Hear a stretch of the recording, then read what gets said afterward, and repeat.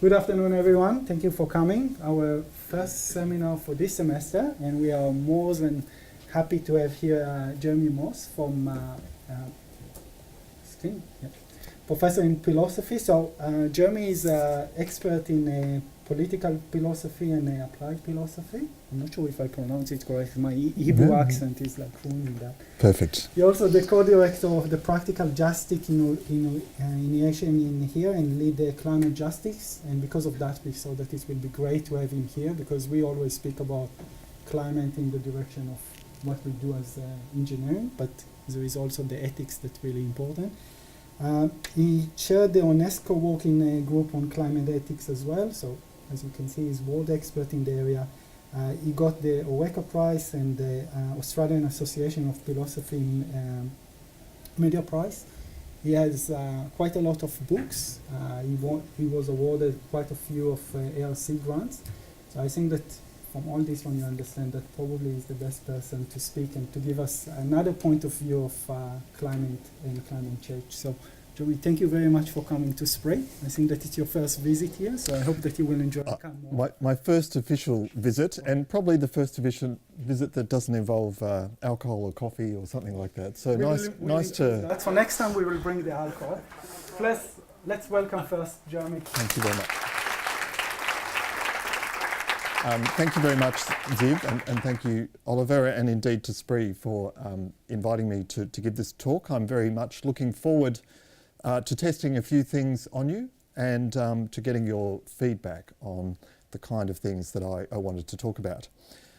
So constraining supply, that's the name of the talk, as you can see, but it's part of a larger project that my team and I are working on climate justice and more particularly on climate transitions.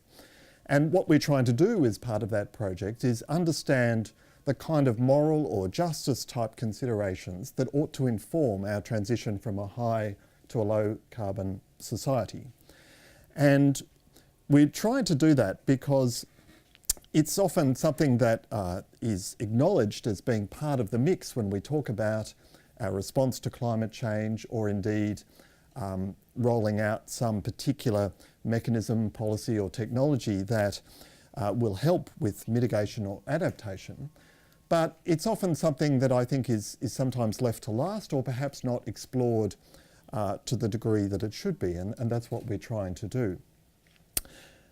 So why I'm focusing on the moral or justice type considerations is that I think that they are a very important part of the mix that we should be bringing to bear on the problem of climate change in general.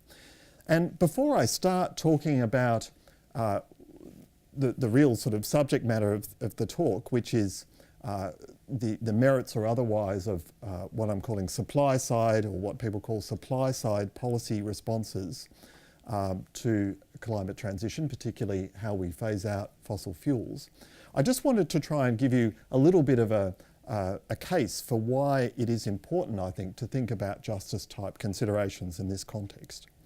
And there's really two big reasons that I think that we ought to be thinking about these things via a justice lens, if you like. And the first reason is that, in my view, considerations of justice are inescapable in this area and indeed in many others.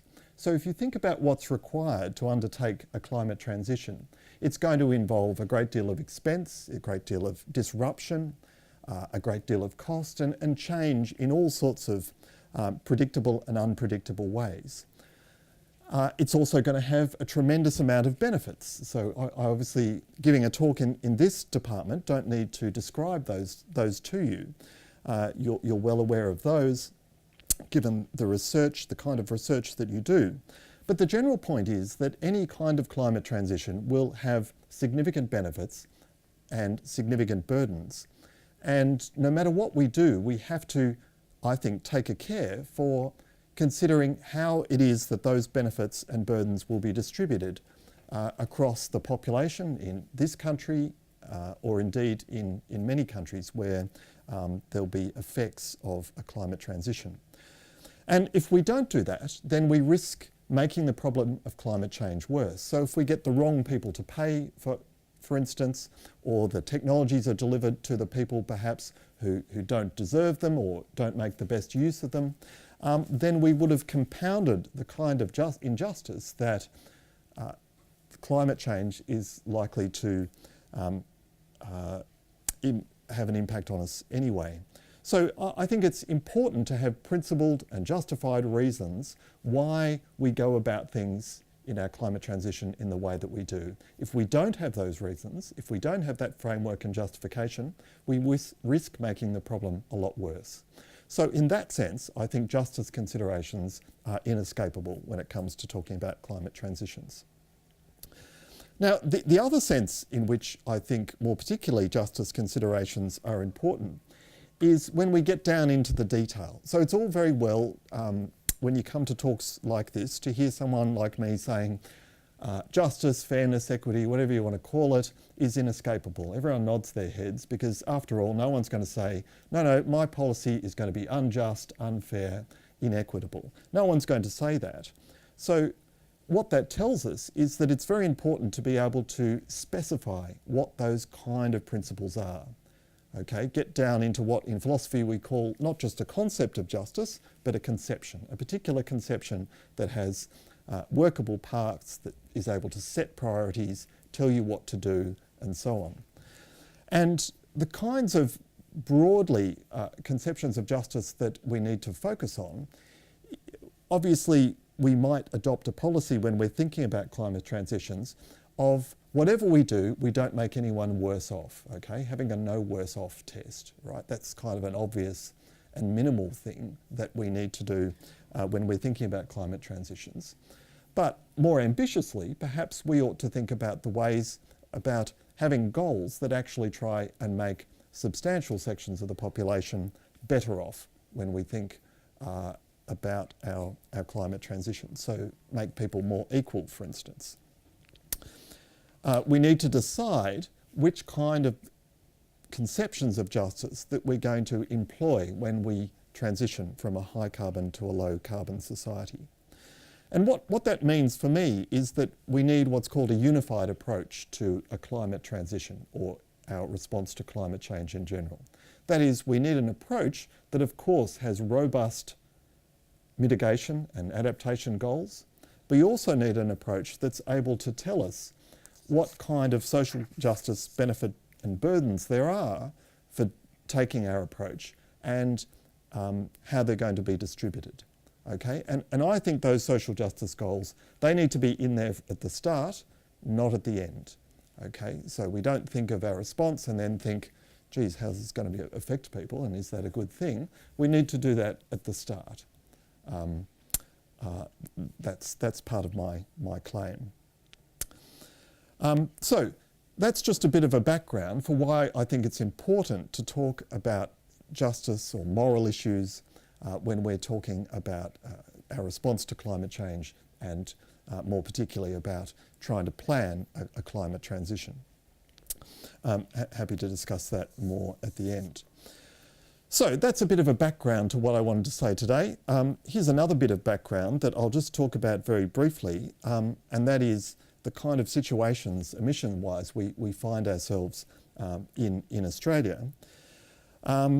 And having talked about that, then I'll get on to talking about the supply side stuff that I promised in the abstract.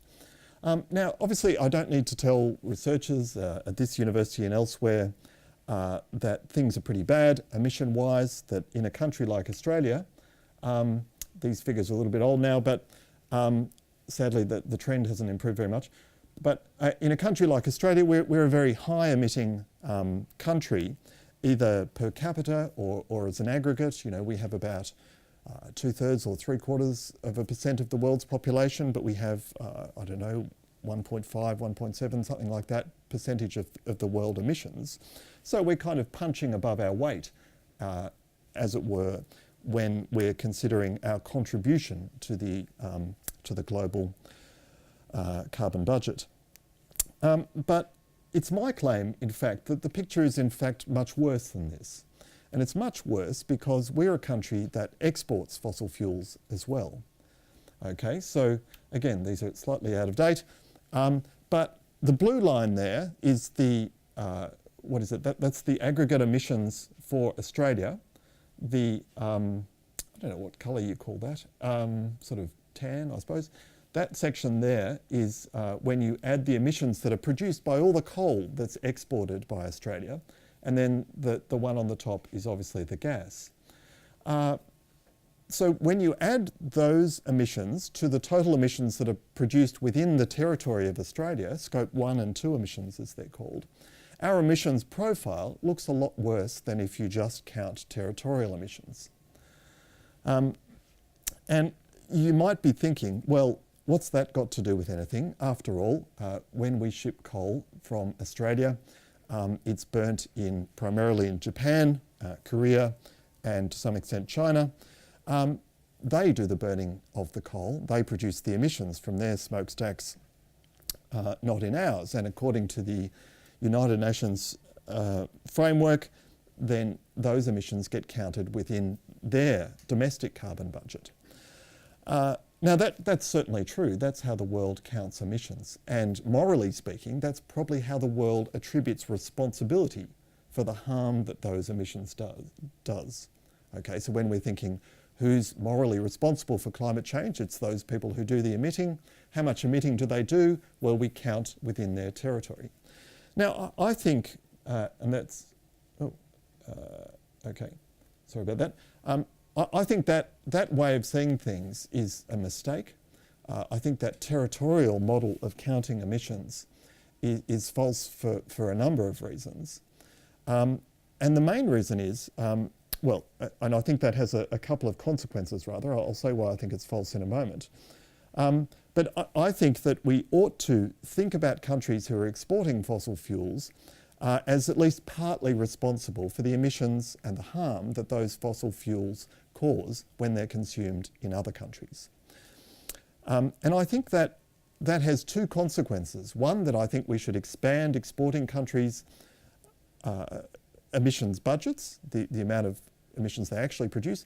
And secondly, we should expand the liability that those countries like Australia or Norway or Saudi Arabia have for the harms that are produced by emissions and the duties they have to rectify those harms. Why do I think that? Well, I think that because that if you export emissions, you're part of in fact, you're a crucial part of the causal chain that leads to the production of greenhouse gas. If you export fossil fuels, you're part of the causal chain that leads to the production of greenhouse gases. You're not just any old part, you're not a random part, you're a really key part. And I think what that does is that makes you an accomplice. Okay, so think about it this way. If I sell you, and you happen to be a dictator, some uranium, knowing full well that you will engage in all sorts of unsafe practices with that uranium. Perhaps you'll give it to people who will make a dirty bomb, perhaps you won't dispose of it properly. If I sell you uranium knowing that's going to happen and knowing what will happen to that uranium because of the kind of ruler you are, it seems like I'm partly responsible when a harm occurs. Or if I sell you a gun, you having just told me that you're sick to death at the university and you're going to go and shoot everyone you find, and I say, look, I've got a gun and I'll sell it to you, it seems that I'm an accomplice to the crimes you commit. Now, I'm not the agent, okay, of those crimes. I'm not the principal agent, and I'm not going to get as long a sentence as you probably if we go to court, or at least I hope not. But nonetheless, I'm on the hook morally, it seems to me, for the harms that you have caused by shooting people. And I think it's partly the same with exported fossil fuels. These products that go to other countries which then consume them in predictable ways that produce emissions, and I think the people who sell them those fuels are partly responsible for the result. Okay, I'm not going to go into enormous detail about that claim, but I'm happy to talk about it. And I think really the condemnation that ought to come, or the responsibility that ought to come with being an exporter of fossil fuels, can be captured by this claim I put up here, which in philosophy is known, or it's a version of what's called the harm principle. So we shouldn't knowingly contribute to a situation that harms the significant interests of others where we can avoid doing so. Okay. Now, I'm sure you've already thought of a million objections to this kind of principle. You know, other people might need our coal. Perhaps we don't have an alternative. Perhaps we're like East Timor, where we sell oil and gas because really that's the only way we have of earning hard currency, and we really need that hard currency in order to make people's lives a lot better from a very low base. I'm aware of those claims and I'm happy to answer them at a particular point. But I just wanted to introduce this idea that I think challenges the territorial model of understanding responsibility for emissions and carbon budgets, because I think it's relevant to deciding what we ought to do about the kind of emissions and the kind of fossil fuel dependence and production we have here in Australia, but also countries such as Saudi Arabia, Norway, the United States, and many other places that export fossil fuels. So this kind of principle, this harm principle, I think is very relevant for what we do in the future. So let me go with that firmly embedded in your brains as something that ought to be a powerful and important constraint on the kind of actions we take. Let's see what difference that makes to the kind of policies that we might adopt in respect of what we do about transitioning from fossil fuels, that part of the transition that includes phase out. Now, it's often the case that people divide certain sorts of policy responses in this area about transitions into supply side policies, and I apologise for the smallness of the font there. I hope that doesn't blind you any further. Into supply side and demand side policies. Okay, so this will be familiar. In fact, I'm sure this will be more familiar to many of you than it is to me. But supply side policies, as the name suggests, as a response to a particular problem, in this case a climate transition problem, focus on restricting the supply, of this case, of fossil fuels in various ways. In ways that might be economic, by placing, say, a tax on various fossil fuels, such as a mine gate tax, as some people recommend. That is, you tax every tonne of coal that comes out of the mine, no matter where it goes, whether it goes for export or it's used in the domestic market. There's regulatory approaches to supply side constraints. That is, perhaps a government will not allow further exploration or development of a mine or a gas field or an oil field and so on. And then there's regulations that concern the provision of government goods and services. So perhaps a government will take harsher regulatory steps, perhaps in terms of environmental approvals for mines and so on. All these things restrict supply. We're perhaps more familiar with demand side responses to this problem. So what's the most obvious demand side response? Well, the kind of carbon tax many countries have introduced, such as putting a tax on commodities that have embedded carbon in them and so on, subsidising fuel purchases and so on for consumers and so on. So focusing on the demand as opposed to focusing on supply are two of the crucial categories of responses that many people talk about appropriately as the kind of response we ought to have for that part of our climate transition that concerns fossil fuels. So the key thing to note here too is the different kind of responses. They can be economic, they can be political and regulatory and so on. Now, I think it's fair to say that many responses that governments have adopted, perhaps this one as well, have focused on demand side responses. Okay, and this might be for various reasons. It might be because it's too hard to go to battle with fossil fuel companies. It might be because of this territorial basis of emissions. That is, it's much easier to put a tax on something that you control than something you don't, which is you don't control how your fuels are used overseas. And while there has been a focus on demand side, I think we also need to investigate some of the things that we ought to say about supply side policies as well. Now, I don't mean to suggest for a moment that demand side policies are a bad thing. I'm not trying to suggest that at all. I think any likely response to such a complex issue is going to involve both types of policies, and I'm not meaning to suggest for a moment that they shouldn't be part of the mix, or indeed even a very strong part of the mix. But I think we need a little bit more attention, particularly in respect of the moral or otherwise advantages of adopting supply side responses, particularly for countries who are exporters of fossil fuels and also who are high emitters domestically. But before I get to investigating some of those moral advantages, just let me tell you about, just very briefly, some of the advantages that people have said that might come from supply side policies. So they can have lower administrative costs.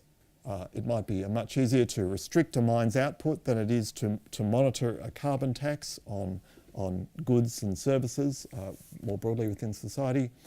It might avoid lock-in of infrastructure. We're all no doubt familiar with that problem, where if you allow a particular kind of fuel generation or electricity generation, for instance, that's dependent on fossil fuels, you'll lock in the infrastructure that will make it much harder to remove in the future. They might avoid, to some degree, a green paradox, where the anticipation of some sort of demand side response might lead people to, instead of reduce their production of fossil fuels, to ramp it up so they can make hay while the sun shines, as it were. People have also pointed to political benefits of supply side policies. They might be perceived to be fairer because they have a very specific target, perhaps an industry or a group of companies, as opposed to being diffused. They're targeting actual fuels, which might be seen as an advantage. Again, they might have advantages because they overcome territorial biases in how we count emissions and how we allocate responsibility for producing those emissions. As I said before, it might be very difficult to put a tax, some sort of tax on your exports, or more difficult to some degree. And they might increase public support and so on.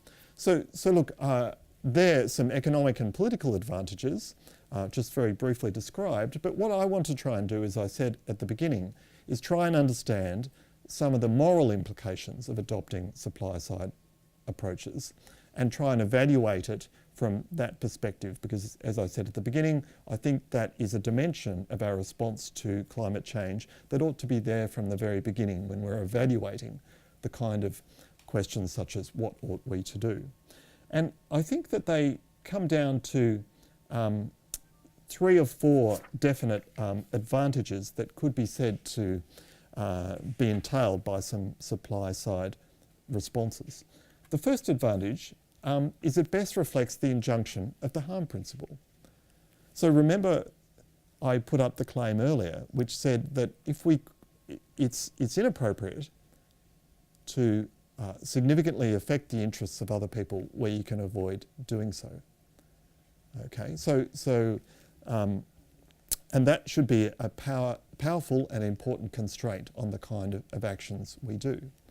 So if we know that we're causing harm through our production of greenhouse gases, then it seems a very direct response to that principle to not do it anymore.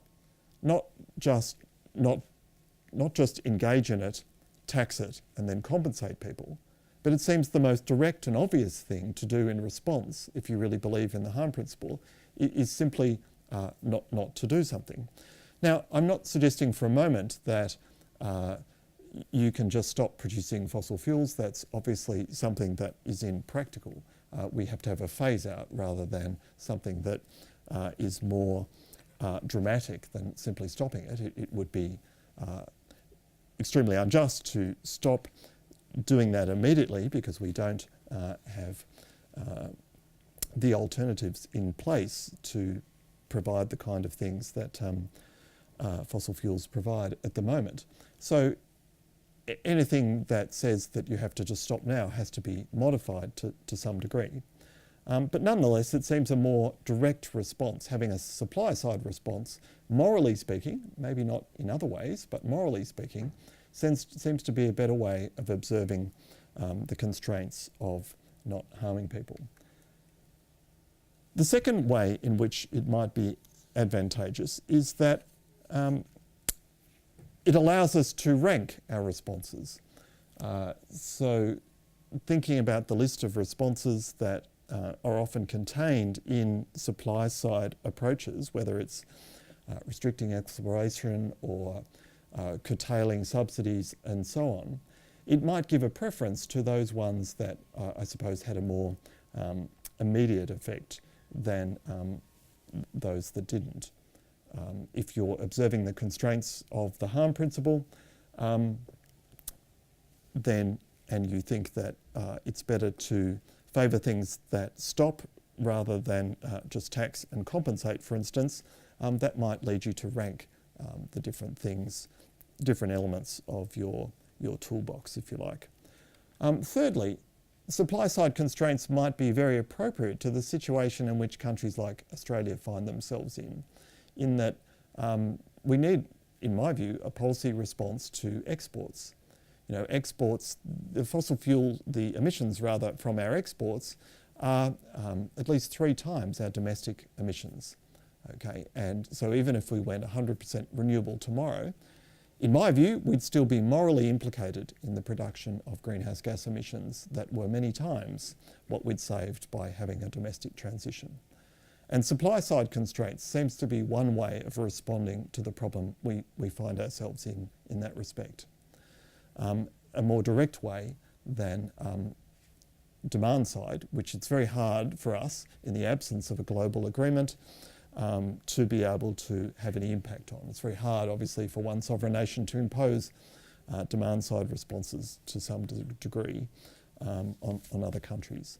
So if you think, as I do, that the export of fossil fuels is perhaps the less addressed of the climate challenges that we have in somewhere like Australia, then supply side responses provide some sort of corrective to that. Perhaps they also target the right agents to some degree. Okay, so in general, if someone is engaged in a harm, we can prevent that harm in many, many different ways. Okay, but ultimately, the way in which we want to prevent it is by focusing on the actual agent who's causing the harm. Now, it's a very complex thing what causes fossil fuels to be produced and consumed. I'm not saying that I have the answer to that, but it seems to me that insofar as you think that producers play a very strong and significant causal role in generating greenhouse gas emissions, then it seems appropriate to adopt measures that address that role. Okay, so it seems morally preferable to do that. So there, I think there are 4 reasons, and I think they're prima facie reasons. So I think they're reasons for which we can mount arguments that mean that I think supply side measures to phasing out fossil fuels ought to be considered as having some very strong moral merits. Now, I don't mean to suggest for a moment that they don't also have demerits, and I don't mean to suggest for a moment that that doesn't mean that we shouldn't have strong demand-side responses either. I'm not meaning to suggest that. What I'm trying to do is understand what are the moral merits, if you like, of adopting this kind of policy response in relation to that dimension of our climate transition that concerns phasing out fossil fuels. So, my claim has been that we ought to observe strong, robust kind of moral constraints and moral principles when we're targeting and designing our response to climate change, and in particular, climate transitions. And that immediately raises the question of what in practice that means we ought to do.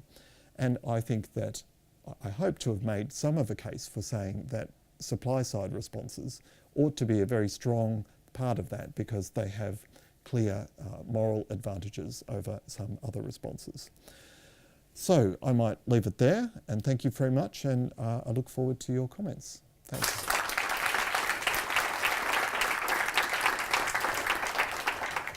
you so much, Johnny. Sure that there is question. Yeah. It's a very brave man that argues with a philosopher, but Happens all the time, so. or stupid, or one or the other. But here I go. So the harm principle, I guess, I wasn't that comfortable with that, because it's really hard to do anything that doesn't have some costs to somebody. Sure. And indeed, I think you could mount a reasonable argument to say that people who have postponed the global change from fossil fuels shouldn't be privileged to or protected from harm. Their share price should plummet. In fact, the costs arguably should be shifted to them rather than to other people. And even if we really wanted to protect them, I just don't see that it's feasible. There will be costs. Okay, no, look, fair enough. I would actually say that's not a harm, but or at least it's not an unjustified one. So harms happen all the time. So if I heard today that the Vice Chancellor's position was open, and you and I applied for it, and we had a fair competition, and you won it, you got the position and I didn't. Well, I mean, I'm disappointed, devastated, whatever, but I'm not really, it's probably inappropriate to say I'm harmed, because there was nothing wrong with the process. It's perfectly legitimate for you and I to compete for a job. I'm not harmed in an important sense. And I think the same is true for people who've committed an unjustifiable harm. It's not inappropriate to talk about there being consequences for that, which certainly aren't harms in the right way. So thank you for pointing that out. I didn't mean to include people who are the perpetrators in harm. I didn't mean to suggest, rather, that there ought not to be no response, and indeed I was suggesting the opposite. But thank you for making that clear.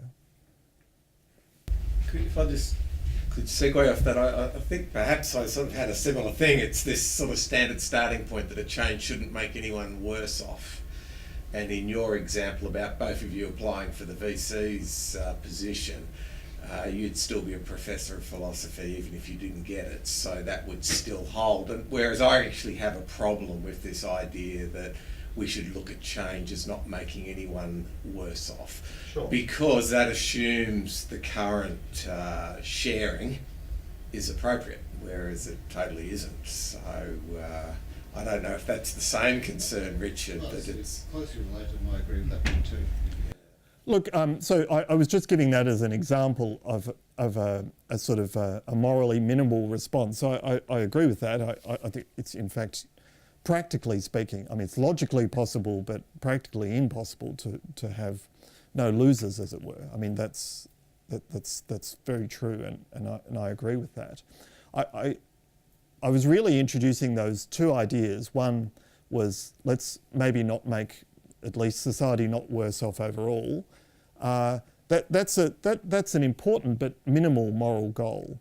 And I was trying to contrast that with a more maximal moral goal, which was, let's not just try and make sure, say, society is not worse off, but a more maximal goal of making sure it's overall better off in all sorts of appreciable ways, which is a more demanding goal, I suppose. So I take your point, and I entirely agree with it, and I was just needed to be clear about that in suggesting that, look, these are just two examples of goals, social justice goals, that we could have when we approach this question. One very minimal, no worse off. One maximal, saying let's make people better off, which is a far more costly, obviously, thing to do. But yeah, I wasn't meaning to suggest that we don't have losers. That's What about the moral responsibility for historical carbon emissions? You argue to include exports now and in the future, but what about the West has grown rich from their emissions over a century, and the poor are left behind, and now they're asking to be, pay the costs. Look, so nothing I said precludes historical emissions, and indeed I just published a paper this year on shameless plug follows on this, and indeed there's lots of problems with including of course historical emissions, because people say two things. Well, everyone's dead, many of the people who produced them are dead, why should I care about that, and we didn't know. Okay, they're the two things that people say about historical emissions. But when I looked at the figures, it turned out that something like 46% of the world's emissions have been produced since 1990, the date of the first IPCC report. And in China's case, it's say 52%. In Australia's case, it's somewhere near 40%. So even those objections don't apply to a very large chunk of the world's, and indeed developed countries, particularly emissions profiles, so that we, I think, don't have to violate any strong objections to the historical responsibility principle to include them. So I think they should be added to the mix. And indeed, I have a research project where we're putting all this online at the moment, where we're calculating this and adding a bit of doing a carbon budget analysis based on that. But it's a good point, yes.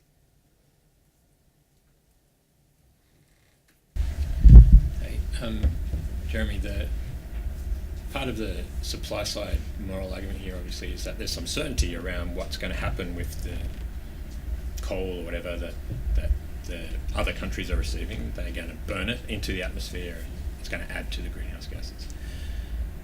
I wonder, when technology advances and it's realistic to do capture and storage, and then some power plants in the country do it, some might not, you can't be certain where your export goes, the moral argument then becomes a little less clear. And how do you approach that? Well, look, without sort of getting into anything about the merits of capture and storage, I mean, look, we're pretty certain about what the picture is at the moment, as far as what happens when the coal is consumed, and we know, more or less how it is consumed, and because countries tell us, they report that. And I think that's a perfectly reasonable sort of basis for making these kinds of claims. It's also been the case that we've known that for, several decades, I suppose. So that's enough to establish the kind of liabilities that I was talking about. I don't see, though, an in-principle problem. If for instance, Japan, which takes the largest share of our coal, suddenly introduces technologies that makes it carbon neutral, then we're not implicated in a harm, because there's not one cause. Leaving aside questions about lock-in and there being other alternatives that might freeze out. But from an emissions point of view, then we're no longer an accomplice in harm. I'm not sure whether that's addressed your... Yeah, I guess you just need to ensure that the only export markets you target are the ones that have achieved that technology.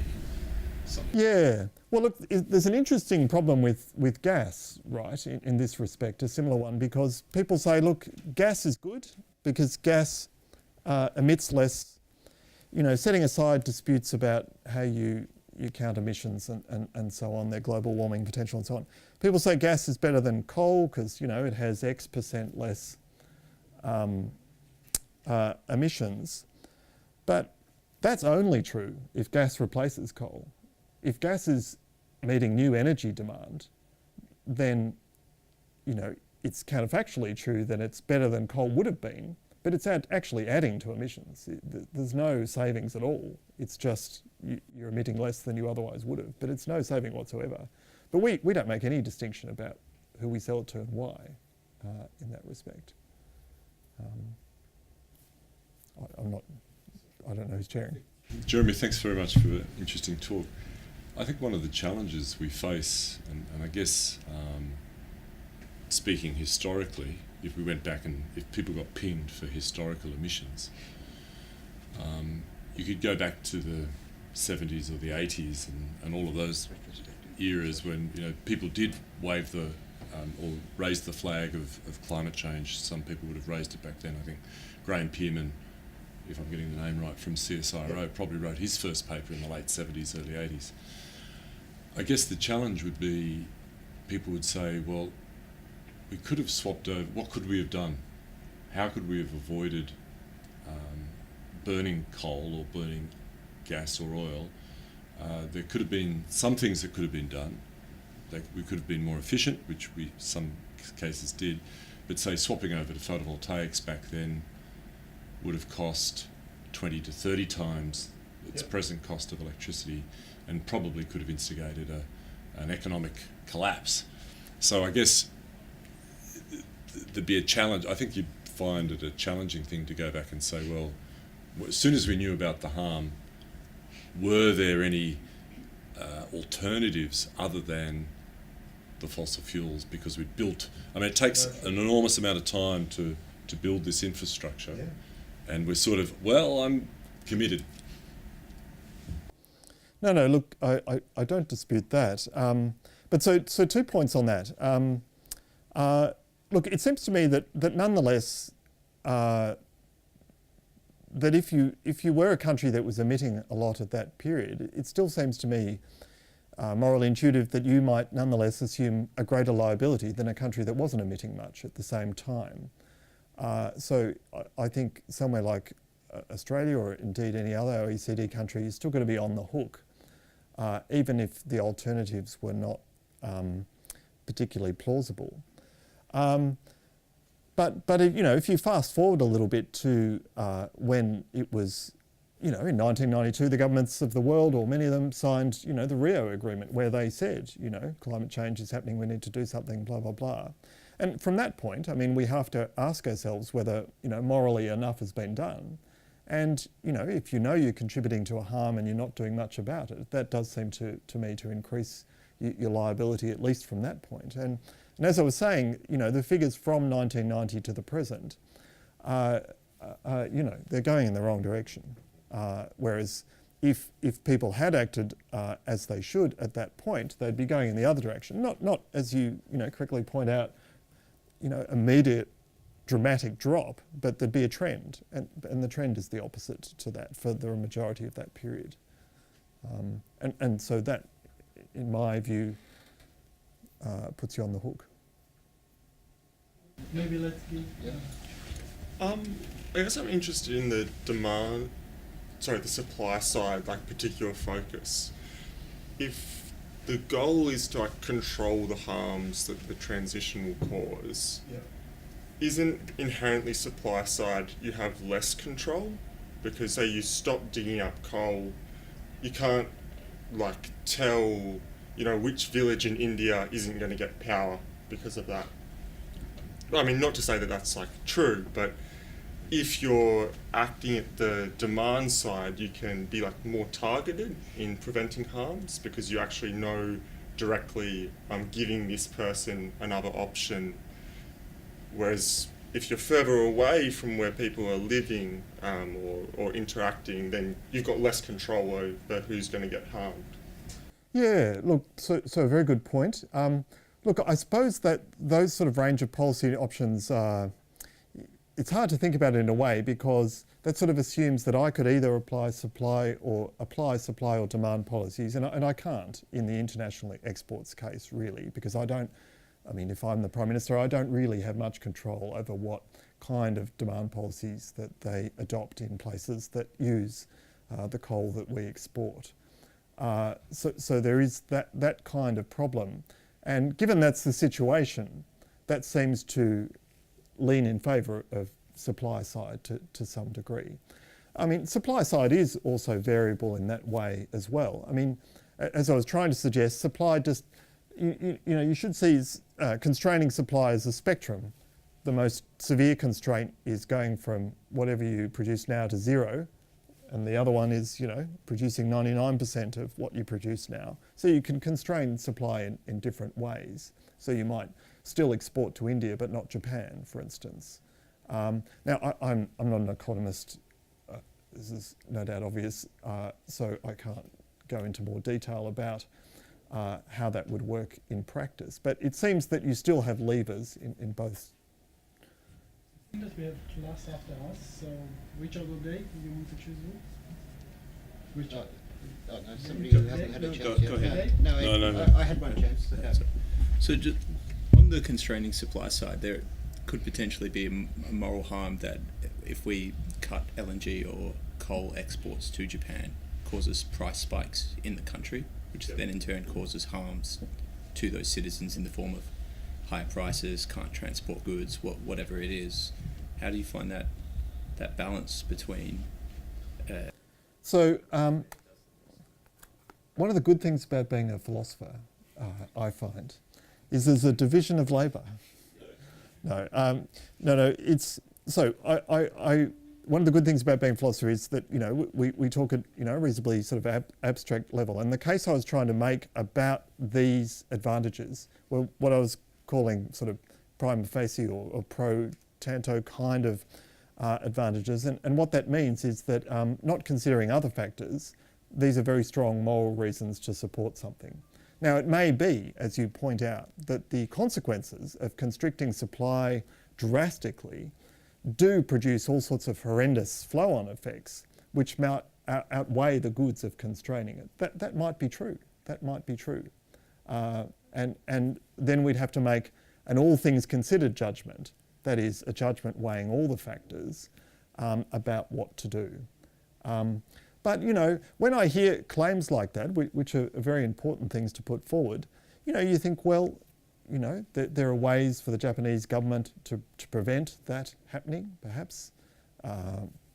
If they know 15 years in advance that this is going to occur, perhaps they have a way of preventing it by putting in other energy generating infrastructure, or there's a subsidy, or whatever it happens to be. While I think the point is a good one to make, I would say, well, let's see what the alternatives actually are. If that is certainly going to be the consequence, okay, that's a very important thing to take into the mix. But let's see whether it has to be the consequence, I suppose. So we definitely have class after us. So let's take Jeremy again, and I assume that he will be here for a few minutes, so if you have more questions, you can just come and chat with him. Thank you. Thank you.